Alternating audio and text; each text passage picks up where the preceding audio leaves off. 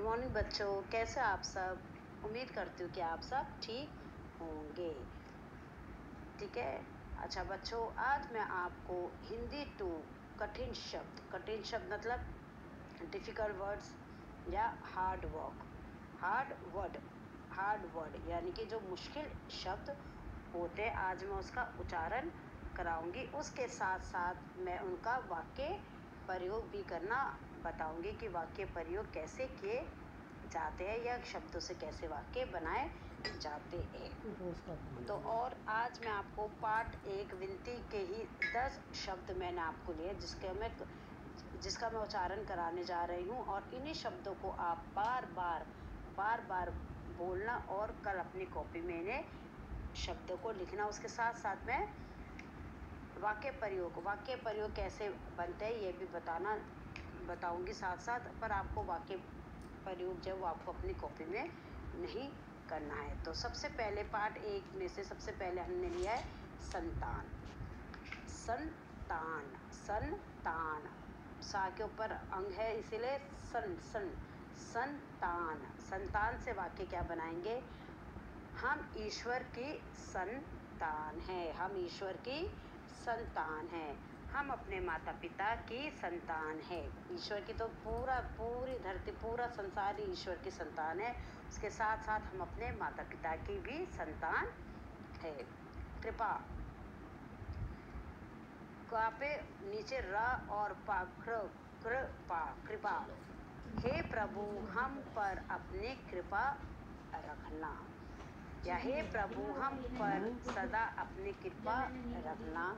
और दूसरा, हे प्रभु हम पर अपनी कृपा प्रदान करें।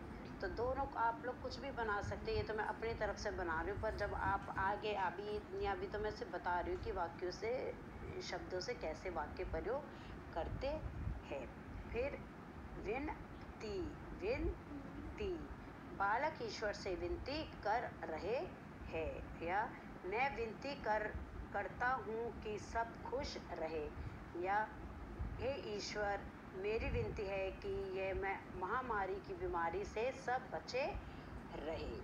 तो बालक विनती हम सिर्फ ईश्वर से ही कर सकते हैं, क्योंकि वही हमारी सुनता है, वही हमारी रक्षा करता है, वही हमारा अन्नदाता है। इसीलिए जो भी हम प्रार्थना करते हैं वो अपने ईश्वर से ही करते हैं। उसके बाद विद्या, हे प्रभु मुझे विद्या का दान दे। हे प्रभु मुझे विद्या का दान दे। विद्या का मतलब क्या होता है? बुद्धि, ठीक है ना, ताकि मैं अच्छे से पढ़ लिख सकूं। ईमानदार, ई बड़ा ई है तो ईमानदार, बच्चे बहुत ईमानदार होते हैं। या दूसरा वाक्य देखो, वह दुकानदार बड़ा ईमानदार है। फिर मैंने लिया है धरती, पे बड़ी की मात्रा, धरती पर लोग रहते हैं, और दूसरा धरती गोल है। उसके बाद आज्ञा पालक, हमें बड़ों का आज्ञा पालक करना चाहिए। हमें सबकी बात का आज्ञा पालक करना चाहिए, यानी कि हमें अपनों से बड़ों की बात का आज्ञा माननी चाहिए। हमें अपने से बड़ों का आज्ञा पालन करना चाहिए। उसके बाद दया निधान, भगवान दया निधान है, और मेरे माता पिता दया निधान है। फिर देखो चांद, चांद रात को निकलता है, चांद गोल व सफेद होता है। उसके बाद देखो भगवान,